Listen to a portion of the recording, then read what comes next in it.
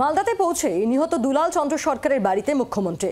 দিন কয়েক আগেই খুন হন তৃণমূল জেলা সহ সভাপতি দুলাল চন্দ্র সরকার। যে যত বড়ই হোক কড়া পদক্ষেপ নেওয়া হবে। বাবলা আমার অনেক দিনের পরিচিত বলেন মুখ্যমন্ত্রী মমতা বন্দ্যোপাধ্যায়। দেখুন সেই ছবি আপনাদের সামনে রাখছি। আজ জেলা সফর শুরু করেন মুখ্যমন্ত্রী মমতা বন্দ্যোপাধ্যায়। প্রথমে মুর্শিদাবাদ এবং তারপর সেখান থেকে মালদায় পৌঁছেন তিনি, এবং মালদাতে পৌঁছে তিনি যান দুলাল চন্দ্র সরকারের বাড়িতে এবং সেখানে তার স্ত্রীর সঙ্গে তিনি বেশ কিছুক্ষণ কথা বলেন এবং কড়া ব্যবস্থা নেওয়া হবে সেই বার্তা দেন মুখ্যমন্ত্রী মমতা বন্দ্যোপাধ্যায় আরও আরেকবার। এই কেসে আমি এটুকু বলতে পারি যে যতবারই হোক না কেন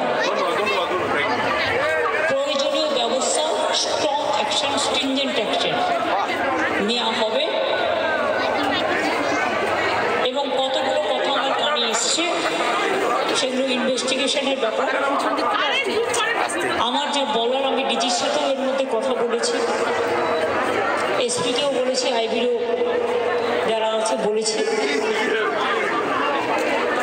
বাবলার অসম্পূর্ণ কাজ চৈতালি করবে।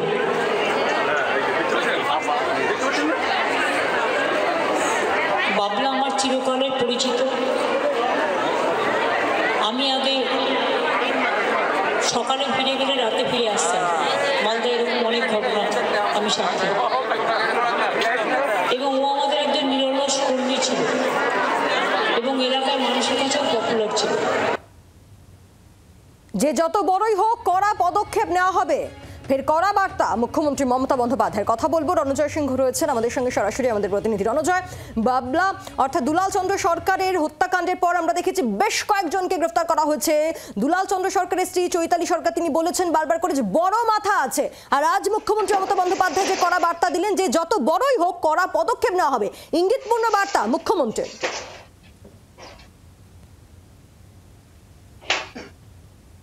একেবারে তাই, সেই বার্তাই কিন্তু রাজ্যের মুখ্যমন্ত্রী এবং দলের সুপ্রিমো মমতা ব্যানার্জি তিনি দিয়ে গেলেন। মূলত যে অভিযোগগুলো উঠে আসছিল, চৈতালি সরকার নিহত দুলাল সরকারের স্ত্রী, তিনি যে অভিযোগগুলো করছিলেন যে এই ঘটনার নেপথ্যে বড়সড় মাথা রয়েছে, বড়সড় পরিকল্পনা রয়েছে, বড়সড় ষড়যন্ত্র রয়েছে, বেশ কিছু তথ্য তার কাছে রয়েছে এবং সেগুলো রাজ্যের মুখ্যমন্ত্রীর কাছে গিয়ে তিনি সেই বিষয়গুলো জানাবেন।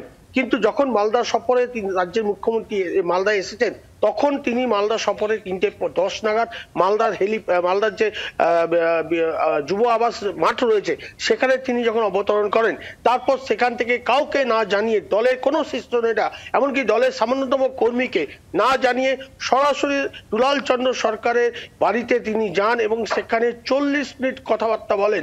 মূলত চৈতালি ঘোষ সরকারের সঙ্গে তিনি কথাবার্তা বলেন। সেই 40 মিনিট একান্ত আলাপচারিতা করেন। সেখানে কোনো রকম দলের কর্মী, এমনকি চৈতালি ঘোষ সরকারে কোনো অনুগামীকেও প্রবেশ করতে দেওয়া হয়নি। সেখানে একমাত্র রাজ্যের মুখ্যমন্ত্রী মমতা ব্যানার্জি এবং তার সাথে চৈতালি ঘোষ সরকার একান্তে কথাবার্তা বলেন। সেই কথোপকথনে কি অভিযোগ করেছেন তিনি, তা কিন্তু তিনি স্পষ্ট করেননি। মূলত তিনি জানিয়েছেন চৈতালি ঘোষ সরকার যে রাজ্যের মুখ্যমন্ত্রী এই ঘটনার পর অত্যন্ত বিচলিত। রাজ্যের মুখ্যমন্ত্রী দুলাল চন্দ্র সরকারের মৃত্যুর পেছনে সত্য কাহিনী জানতে চাইছেন এবং সেই কাহিনী জানানোর জন্য আমার কাছে যেটুকু তথ্য ছিল আমি পরিবেশন করেছি। এবং সেই ক্ষেত্রে দেখা গেছে রাজ্যের মুখ্যমন্ত্রী সেখান থেকে যখন 40 মিনিট পর বেরিয়ে আসেন, ঠিক তারপরে চৈতালি ঘোষ সরকারকে পাশে নিয়ে জেলা পুলিশ সুপারকে যেমন কথা বলেন, তার পাশাপাশি রাজ্য পুলিশের যারা উচ্চপদস্থ কর্তা রয়েছেন তাদের সঙ্গে কথা বলেন। মূলত সেখানেও কিন্তু তিনি নির্দেশ দেন যে এই ঘটনার পূর্ণাঙ্গ তদন্ত করতে হবে। এই ঘটনার যারা পিছনে রয়েছে, নেপথ্যে যে কেউ হোক, তাকে যদি অভিযুক্ত পাওয়া যায় তাকে শাস্তিমূলক ব্যবস্থা দিতে হবে, তাকে ছাড় দেওয়া যাবে না।